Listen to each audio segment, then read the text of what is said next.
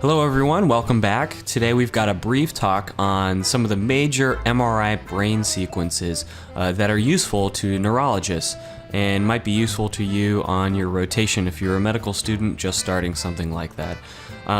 Again, we're going to go over the major ones and the ones that can be a little bit confusing, and we're not going to cover ones like bold imaging or perfusion or MRA. There are a lot of sequences out there. There are a lot of experimental sequences out there, and we're just going to focus in on kind of the most common and most important sequences. So let's get started. What am I talking about when I say pulse sequence? Well, an MRI sequence is basically a sequence of events that happens inside the MRI machine that gives you your image. So each pulse sequence consists of two basic components. First, your radio frequency component, and second, your acquisition phase. What am I talking about? Well, number one, we give energy to our system or tissue. So we excite proton spins using radio frequency energy. Next, we turn off that source of energy, and finally we observe the energy that we get back from that excited tissue due to relaxation of the proton spins back into alignment with the magnet. The difference is in the rates of relaxation of protons in different tissues give us our contrast. So here's kind of the basic schematic of a given pulse sequence. So you can see here we've got our radio frequency pulses. By the way, our x-axis here is time, and we've got our different gradients that are reading back information. There's also more components. Please keep in mind though that this is the Taco Bell of MRI sequence explanations, as well as talks in general. So it's gonna look good enough on the outside, you're gonna get the gist of it. Hopefully somewhat enjoyable, but you really don't want to get too into the nitty-gritty. Okay, so let's start with T1 versus T2. Very similar sequences, and people get tripped up a lot with these. So between T1 versus T2, we've got two basic rules that differentiate the two.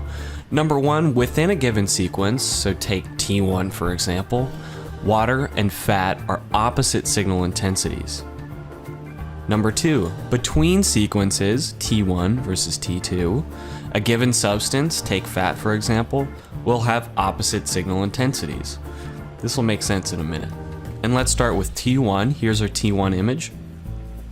How do we recognize T1? Well, in T1, fat is bright, water is dark, and new blood is bright.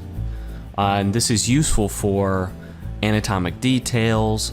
We can pick up vascular changes and disruption of the blood-brain barrier when we add in contrast. So let's take a look over here at the image. So water, or CSF, is dark, and fat is bright. So areas where there's a lot of myelin, these deep white matter tracts, are going to show up bright, whereas outer cortex is not. This isn't the best image to demonstrate this, but you'll see the differences when we move on to T2. So let's pull up our T2 image. How do we recognize it? Well, everything is flipped. So now fat is dark. These highly myelinated areas here, which are fat, are dark. Water is bright. So look at our CSF right here in the ventricles. It's pretty bright. But flow is dark, and this is called flow void. So where there's fluid moving at a high velocity, so take a blood vessel for example, it's going to be dark, and that's important to remember. What is the sequence useful for? Again, anatomic details. I think T2 is probably a little bit better than T1, especially our CSF spaces here. It's useful at picking up most lesions kind of in general. One area where it can trip up a little bit is when you have lesions or edema really close to CSF spaces, because they'll both be bright. Okay, so let's compare these two. We've got T1 here and T2. So fat is bright on T1, fat is dark on T2. CSF is dark on T1, bright on T2. Got it? All right, let's move on to FLAIR, which stands for Fluid Attenuation Inversion Recovery. Sounds confusing, but that'll make sense in a minute. So here's our FLAIR image. I like to think of FLAIR as basically a T2 image, but the CSF spaces are flipped back to being dark or hypo-intense. So if we look here, it looks just like a T2 image. So for example, these deep basal ganglial structures here, which don't have as much fat in them, are looking pretty bright. Fat is dark, but the CSF is also dark. Interesting. Also, non-free-flowing water is bright. That'll make sense in a minute.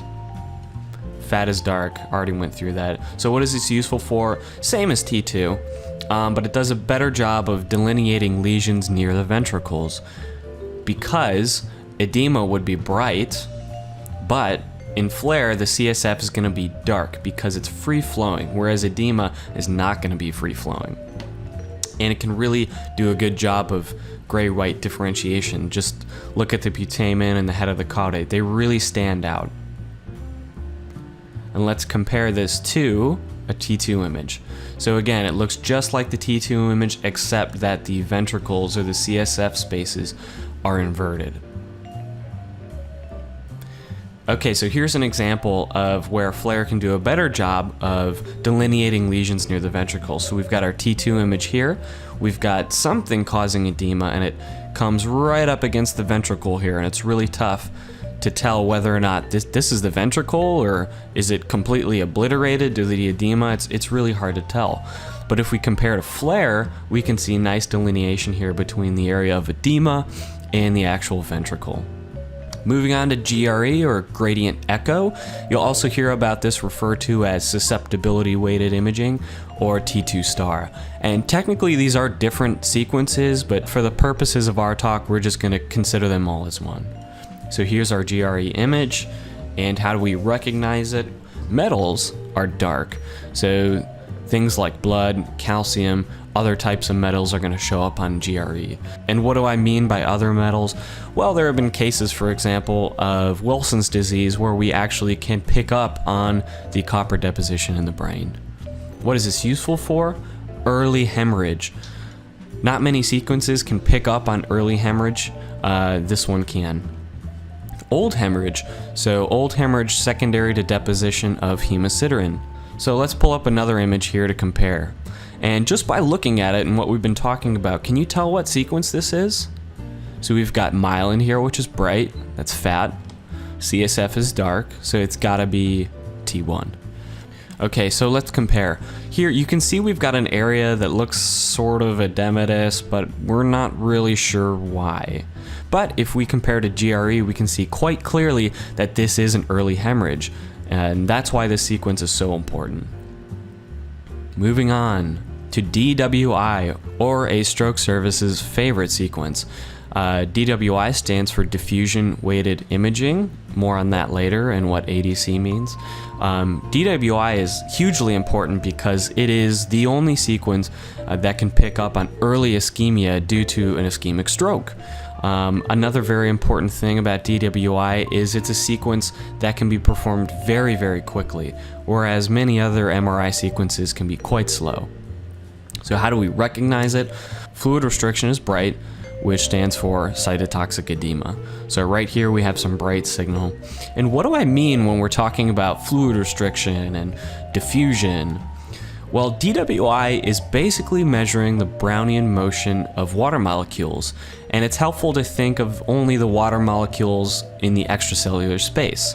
So what happens when we have an area of ischemia, the cells in that affected area are going to start swelling. That's cytotoxic edema.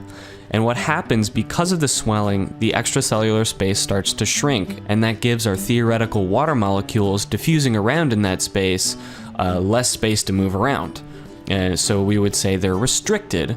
So when we see an image like this, what we would say is we have an area here of hyperintensity, which is indicative of fluid restriction, secondary to cytotoxic edema, secondary to a likely ischemic stroke. Very important, you must correlate these findings with ADC. And ADC stands for apparent diffusion coefficient. And the way I like to think about DWI images is as if they were a stack of pancakes. It's multiple images layered on top of each other to give you one image. So one of the images is ADC, which I like to think of as just the raw data. And then there's also a T2 image pancaked on top of it to give you some anatomic detail. So what can happen is if you've got an area of very high intensity in T2, it can shine through the pancake stack and trick you into thinking you've got an area of ischemia, when if you went back and looked at just the raw data, you wouldn't see it. So on ADC, fluid restriction will be dark, and again, we're using this to rule out T2 shine through. So it's useful for ischemia, abscesses, and seizures. And let's compare to our ADC. So bright on DWI, dark on ADC. And like I mentioned before, there's a lot of other sequences we didn't go over. So MRA, angiography, bold imaging. There's a lot of experimental sequences. And I just put this up here because this is one that I used to work on. You can look it up here if you're interested.